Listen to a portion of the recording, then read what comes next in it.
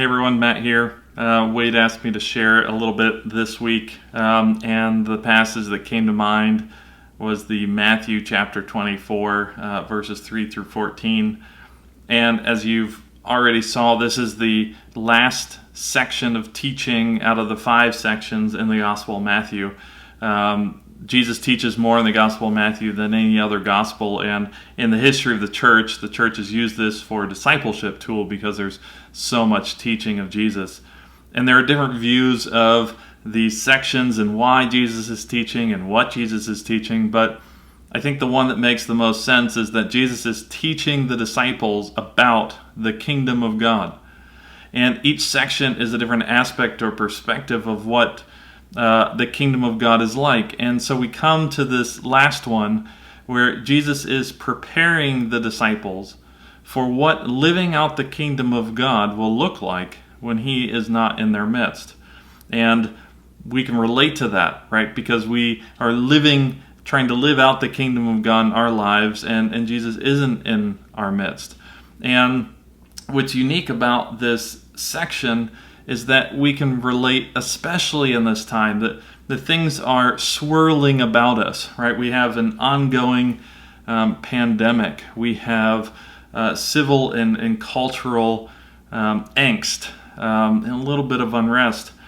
And in the midst of that, we hear different voices.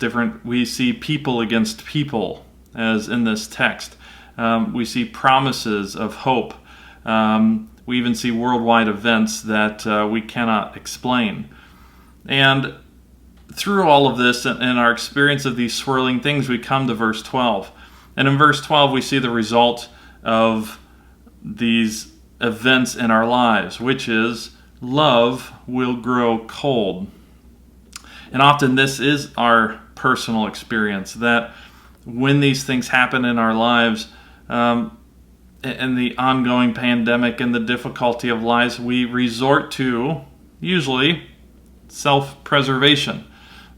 We resort to our own anxieties, our own fears, our own worries. We seek security and safety. We try to make sense of our world and whatever that gives us that understanding and that sense we try to hold on to because it makes us feel safe. And one of my good mentors and my mentor, my good friend, talked about how in every generation since Jesus, they could see themselves in this passage. And I think there's a uniqueness and an intentionality to that we can, wherever we are, whatever we're experiencing, we can see ourselves in these words. That we can experience that in the midst of the swirling of life and the circumstances of life and the things that may not make sense, that the temptation will be that our love will grow cold. And it's also unique as in the midst of every generation, being able to relate to these words. If we move on to chapter 24, verse 46, Jesus continues in this teaching, and he gets to the point where he's talking about a faithful servant who is given a task. And when the master has left, right, 46, blessed is the slave or the servant whom his master finds when he returns doing what it was that he was invited to do or called to do.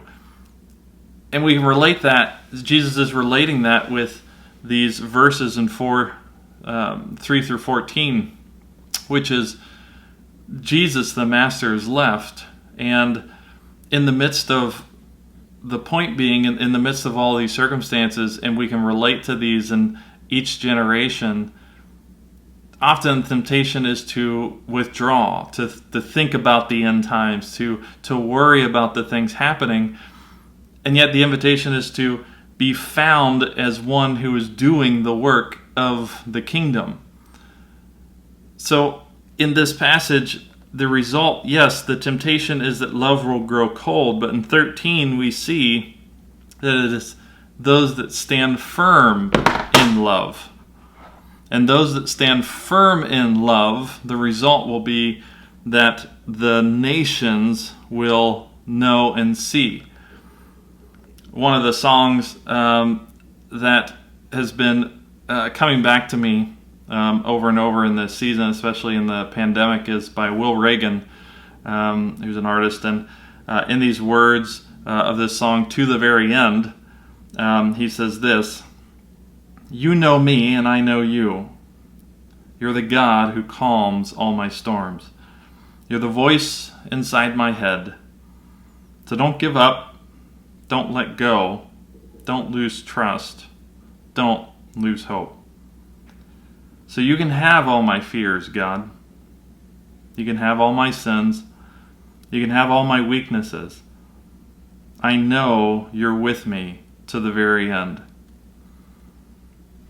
So this idea of, in the midst of all of these things happening, and no matter what side we land on, or our perspective or our situation, our invitation is to be found here, to stand firm in love. And when we do stand firm in love, our opportunity in this season and in the midst of our lives, and really, yes, now almost more than ever, but any time in our life this is applicable, that we stand firm in this love. It is interesting that Jesus does answer their question. Their initial question is, "Tell us when these things will happen. What will be the signs of your coming and of the ends of the age?" In verse 3. Jesus answers their question, and he says it this way: that as we seek for stability, for answers, as we long for understanding, he says, here you will find understanding. You will find stability. That as you stand firm in this love, it will declare to the world, right? The gospel of the kingdom shall be preached to all the world. As a result, the world may know just how powerful this kingdom message is. And I think as I seek for hope in this season, or somewhere to land on, this I can land on: that Jesus is with us to the very end, and I can stand firm in love and in the power of the gospel of this kingdom.